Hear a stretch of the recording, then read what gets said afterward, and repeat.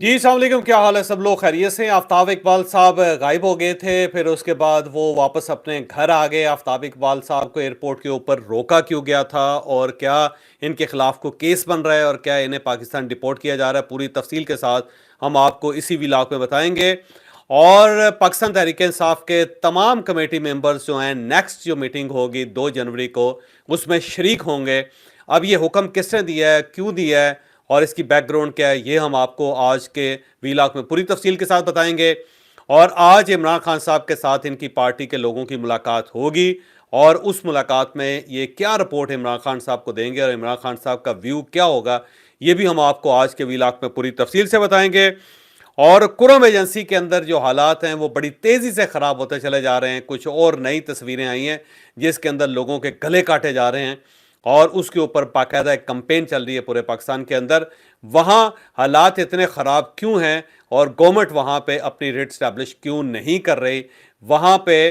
Police क्यों नहीं काम कर रही, और 76 दिनों से जो पूरा शहर या पूरा इलाका बंद है और वहाँ पे एक इंसानी अलमिया जन्म ले रहा है, तो उसका ज़िम्मेदार कौन है। और इसके साथ साथ खैबर पख्तूनख्वा की गवर्नमेंट ने वफाक से एफसी मांग ली है कुरम एजेंसी के लिए। तो ये कुरम एजेंसी के लिए एफसी क्यों मांगी जा रही है, और क्या वफाक एफसी प्रोवाइड करेगा या नहीं करेगा, ये भी हम आपको पूरी तफसील के साथ आज के व्लॉग में बताएंगे। लेकिन व्लॉग की तरफ जाने से पहले मेरी आपसे रिक्वेस्ट है कि चैनल को सब्सक्राइब जरूर कीजिएगा, और ये जो बेल आइकन है उसको जरूर प्रेस करें ताकि नोटिफिकेशन आपको मिलता रहे। और यही वो सपोर्ट है, यही वो फेवर है जो आप हमारी कर सकते हैं। हम सबसे पहले पारा चनार और कुरम एजेंसी की तरफ आते हैं। वहां पे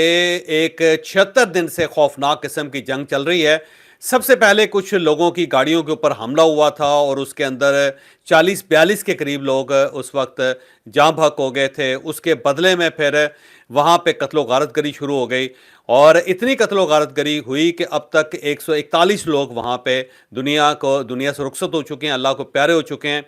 उनमें से कुछ लोगों को शहीद कहा जा रहा है, कुछ लोगों को जहां बहक कहा जा रहा है, कुछ लोगों को हलाक कहा जा रहा है।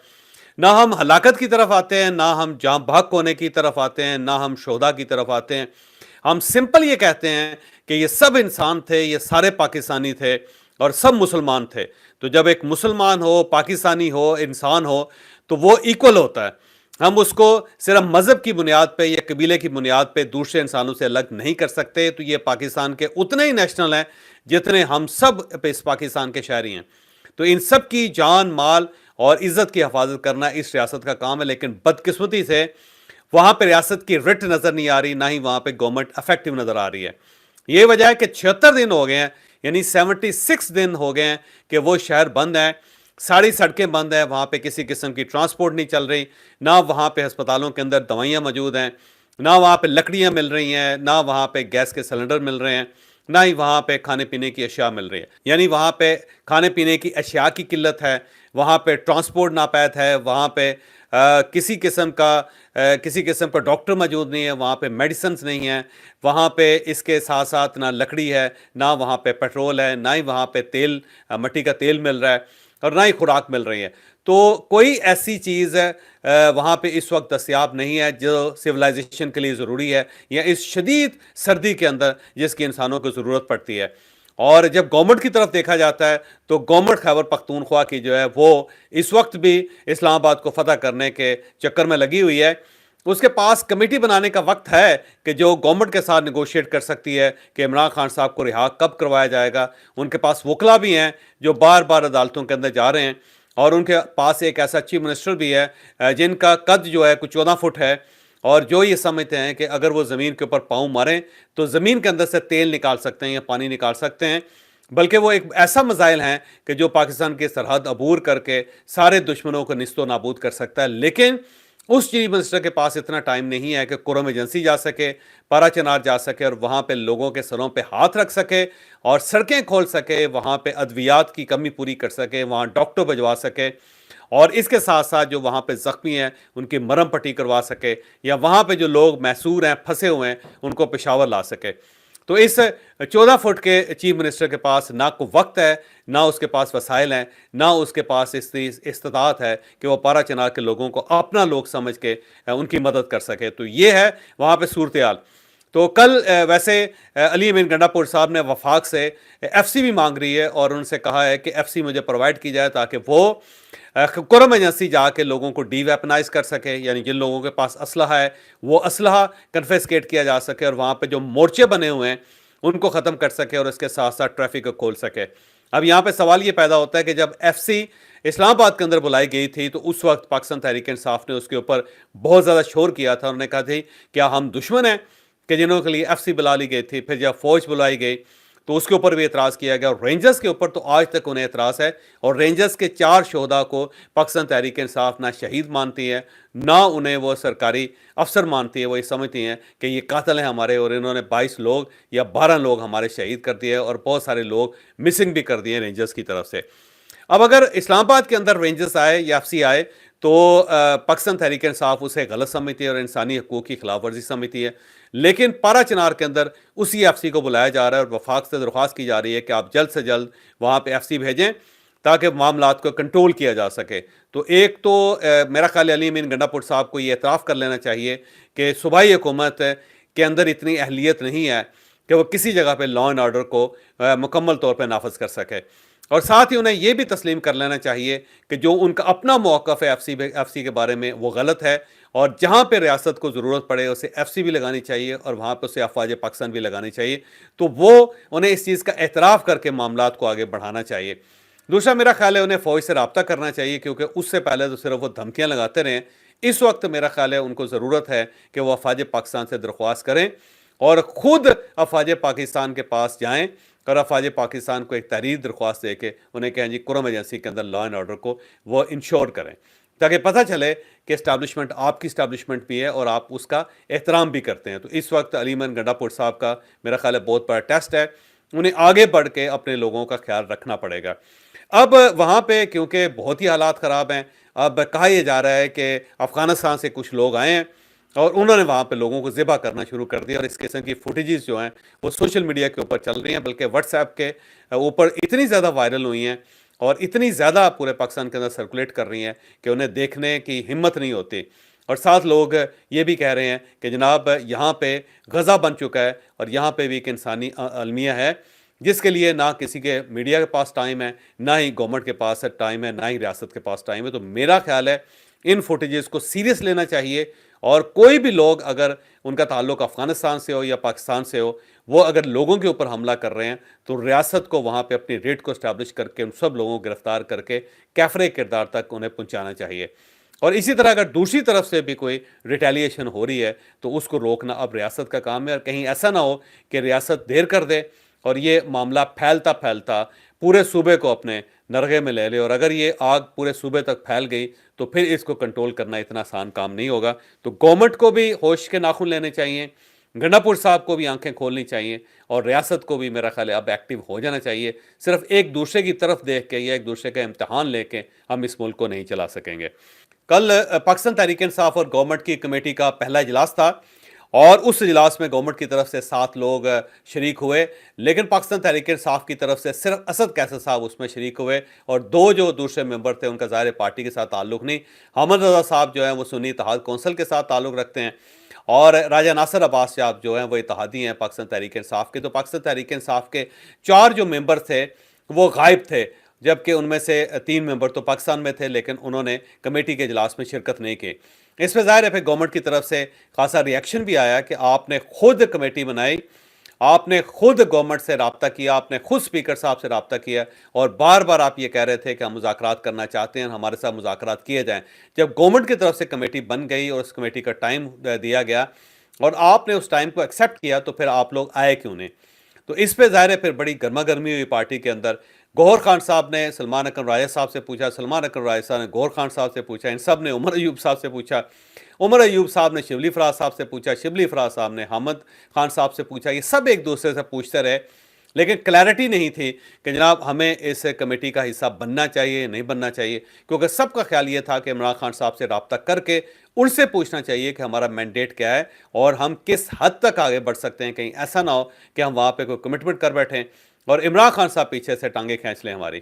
تو اس لیے کسی نے انیشیٹو نہیں لیا، لیکن آج پارٹی کے لوگوں کی عمران خان صاحب کے ساتھ ملاقات ہوگی، اور میری انفارمیشن یہ ہے کہ عمران خان صاحب انہیں اجازت دیں گے، بلکہ انہیں حکم دیں گے کہ جو نیکسٹ میٹنگ ہے 2 جنوری کے، اس میں آپ لوگوں نے جانا ہے اور آپ نے تحریری طور پہ وہاں موقع پیش کرنا ہے پارٹی کا، اور کسی جگہ سے آپ نے ایک قدم بھی پیچھے نہیں ہٹنا۔ جو آپ کے پاس دو نقطے ہیں انہی نقطوں کے اوپر رہنا ہے۔ اگر گورنمنٹ کسی اور قسم کی طرف لے جانا چاہتی ہے آپ کو یا اور بحث کرتی ہے تو اس کو آپ ٹال دیں۔ آپ صرف اور صرف گورنمنٹ سے کہیں کہ آپ جوڈیشل کمیشن بنائیں اور اس کے ساتھ ساتھ جو لوگ گرفتار ہیں ان سب کو رہا کریں۔ تو ان دو نقطوں پہ آپ نے مسلسل زور دیتے رہنا ہے اور تمام میٹنگز کے اندر آپ نے شریک ہونا ہے۔ بائی کاٹ آپ نے نہیں کرنا، کیونکہ اس بار گورنمنٹ بائی کاٹ کرے گی، ہم اور آپ بائی کاٹ نہیں کریں گے۔ تو میری اطلاعات کے مطابق اگلی جو میٹنگ ہوگی اس کے اندر گناپور صاحب بھی شریک ہوں گے، سلمان اکرم راجہ صاحب بھی شریک ہوں گے، اس میں حامد خان صاحب کو بھی بلا لیا گیا، وہ ملک سے باہر ہیں، وہ بھی فوری طور پہ پہنچ رہے ہیں، اور وہ بھی 2 جنوری کا جو میٹنگ ہے اس کے اندر شریک ہوں گے۔ اور عمر ایوب صاحب جو ہیں وہ بھی آئیں گے اور وہ قیادت کریں گے اس کمیٹی کے۔ تو اب عمران خان صاحب کی طرف سے کانسنٹ مل گئی ہے، تو آج انہیں دستوری طور پہ بلکہ فارملی بھی یہ کانسنٹ مل جائے گی اور اس کے بعد کمیٹی کے اندر یہ شریک ہوں گے۔ لیکن پھر بھی میں یہی کہہ رہا ہوں کہ اس کمیٹی کا فائدہ کوئی نہیں ہوگا، کیونکہ معاملات بہت خراب ہیں، اور جو مطالبات ہیں میرا نہیں خیال کہ گورنمنٹ اس قابل ہے کہ ان مطالبات پہ عمل کر سکے۔ لیکن بہرحال کمیٹی جو ہے وہ اس کی کھیل 2 جنوری کے بعد شروع ہو جائے گا، اور یہ کمیٹی کوشش کرے گی کہ عمران خان صاحب کی جو سزا ہے اسے 1 ہفتہ اور آگے کھینچ لیا جائے کہ 190 ملین پاؤنڈ میں عمران خان صاحب کو جلدی سزا گورنمنٹ نہ دے سکے۔ اور گورنمنٹ میرا خیال ہے اس معاملے میں عدلیہ کے اندر اثر انداز ہونے کی کوشش کرے گی اور پاکستان تحریک انصاف کی یہ خواہش پوری کر دے گی۔ اب ہم آتے ہیں آفتاب اقبال صاحب کی طرف۔ آفتاب اقبال صاحب پاکستان کے نامور اینکر ہیں،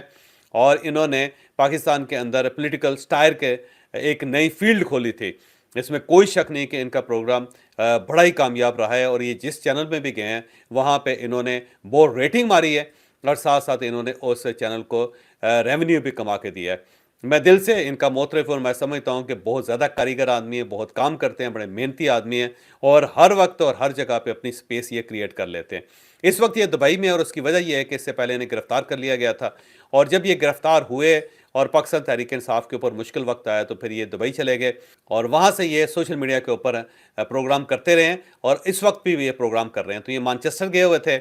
مانچسٹر سے واپسی پہ انہیں دبئی کے اندر گرفتار کر لیا گیا تھا، اور ان کے ساتھ ان کی بیگم تھی۔ یہ تقریباً 24 گھنٹے ان کی بیگم ان کو تلاش کرتی رہی، لیکن ایئرپورٹ سے ان کا کوئی کسی قسم کا کنیکشن اپنی فیملی کے ساتھ نہیں ہوا تھا۔ پھر انہیں رہا کر دیا گیا، اور رہائی کے بعد یہ اپنے گھر پہنچ گئے ہیں۔ اور اب جو انفارمیشن آ رہی ہے وہ یہی ہے کہ ان کے اوپر یہ اعتراض کیا جا رہا ہے کہ یہ پولیٹیکل کانٹینٹ جو ہے وہ پروڈیوس کر رہے ہیں دبئی کے اندر، اور اس سے ریاست پاکستان متاثر ہو رہی ہے۔ تو پاکستان کی کمپلین ہے کہ وہ تمام لوگ جو پاکستان سے باہر بیٹھے ہوئے ہیں، یوٹیوبر ہیں، اور وہ پولیٹیکل کانٹینٹ کریٹ کر کے ریاست کے اندر کوئی ابتری اور انتشار پھیلانے کی کوشش کر رہے ہیں۔ تو اس قسم کے جتنے لوگ ہیں ان سب کے نام اور ڈیٹا میرا خیال ہے ریاست نے باہر پرووائڈ کرنا شروع کر دیا، برطانیہ کو بھی دینا شروع کر دیا ہے، امریکہ کے اندر بھی کوشش کی جا رہی ہے کہ ان سب لوگوں تک پہنچا جائے، اور بالخصوص کیونکہ کا پاکستان کے ساتھ بڑا اچھا عسکری تعلق ہے، تو ان کو بھی انفارم کر دیا گیا ہے کہ جناب آپ کا جو ملک ہے وہاں پہ کچھ لوگ بیٹھے ہوئے ہیں جو پاکستان کو نقصان پہنچا رہے ہیں، تو آپ ان کو کنٹرول کریں۔ اور اس کنٹرول کا جو پہلا نتیجہ یہ نکلا تھا کہ ان کا پاسپورٹ جو اسے بلاک کر دیا گیا تھا۔ جب یہ دبئی واپس آئے تو ان کو ایئرپورٹ کے اوپر روک کے پھر باقاعدہ انٹروگیٹ کیا گیا، اور ان سے پوچھا گیا کہ آپ ہیں کون،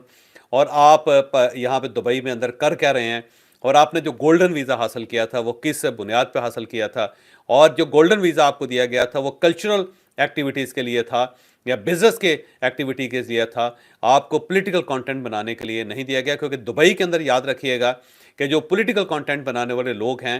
جو پالیٹکس کے ساتھ جن کا تعلق ہوتا ہے، یا پھر وہ پولیٹیکل انالیسز کرتے ہیں، یا پھر وہ پولیٹیکل اینکر ہوتے ہیں، یا پھر وہ پولیٹیکل ویلاگنگ کرتے ہیں، تو ان کی گنجائش نہیں ہے دبئی کے اندر۔ دبئی کے اندر صرف آپ ایک انٹرٹینمنٹ کا کوئی چینل چلا سکتے ہیں، یا آپ بزنس کر سکتے ہیں، یا شو بز کے ساتھ اگر آپ کا تعلق ہے تو وہ ایکسیپٹیبل ہے، لیکن پولیٹیکل کانٹینٹ یا پھر مذہب سے ریلیٹڈ کوئی کانٹینٹ ہو تو اس کی دبئی کی گورنمنٹ اجازت نہیں دیتی۔ تو ان سے پھر پوچھا گیا کہ جناب آپ یہ بتائیں کہ یہ جو پولیٹیکل کانٹینٹ آپ کا بن رہا ہے کیوں بن رہا ہے یہاں پہ، اور اس سے اعتراضات کیوں ہو رہے ہیں، اور کیوں پاکستان سے کمپلینس آ رہی ہیں عام لوگوں کی طرف سے بھی اور گورنمنٹ کی طرف سے بھی۔ تو آفتاب اقبال صاحب نے ظاہر وہاں پہ جواب دیا ہے۔ اب اس جواب تک تو میری رسائی نہیں ہے، اور اگر ہے بھی تو میرا خیال ہے آفتاب اقبال صاحب سے پوچھنا اس کے لیے ضروری ہے، کیونکہ صرف ون साइड स्टोरी नहीं जानी चाहिए और आफ्ताब इकबाल साहब के साथ मेरा राब्ता नहीं है और अगर मेरे पास उनका नंबर होता तो मैं डेफिनेटली उनसे राब्ता करता। लेकिन ये बात दुरुस्त है कि कंप्लेन पाकिस्तान की तरफ से गई है, आम लोगों की कंप्लेंट्स भी हैं और साथ साथ रियासत की तरफ से कंप्लेंट्स भी हैं, गवर्नमेंट की तरफ से कंप्लेंट्स भी हैं कि आफ्ताब इकबाल साहब को रोका जाए, क्योंकि इनके वीलॉगिंग की वजह से या इनके ख्यालात की वजह से पाकिस्तान के अंदर इंतशार फैल रहा है। तो मुझे लगता है कि आने वाले दिनों में आफ्ताब इकबाल साहब के लिए मुश्किल वक्त हो जाएगा और अगर वो कोई कंटेंट इस टाइप का बनाएंगे तो इस बार दुबई की रियासत भी उसे देखती रहेगी और किसी जगह अगर उन्होंने वायलेशन की तो शायद उन्हें डिपोर्ट कर दिया जाए या फिर उन्हें लंबा गिरफ्तारी के अमल से गुजरना पड़े। तो आफ्ताब इकबाल साहब के लिए मेरा ख्याल है रियासत की तरफ से और दुबई की तरफ से एक वार्निंग जारी कर दी गई है और वो खुद किसी वीलॉग के अंदर आपको बताएंगे कि उनके साथ हुआ क्या। लेकिन मेरा ख्याल है कि वो वीलॉग के अंदर नहीं बताएंगे कि उनके साथ क्यों हुआ है, क्योंकि वो अपने मुल्क के अंदर नहीं है। सिर्फ पाकिस्तान के बारे में इस किस्म की इंकशाफात किए जा सकते हैं, इस किस्म की गुफ्तगू की जा सकती है। कोई दूसरा मुल्क इस किस्म की गुफ्तगू की इजाज़त नहीं देता और अगर मेरा ख्याल है आफ्ताब इकबाल साहब ने कोई इसकी डिटेलिंग, ज़्यादा खौफनाक किस्म की डिटेलिंग अगर उन्हें पेश करने की कोशिश की तो हो सकता है उन्हें दुबई से डिपोर्ट कर दिया जाए। मुझे इजाज़त दीजिए, अगले वीलॉग के अंदर मुलाकात होगी।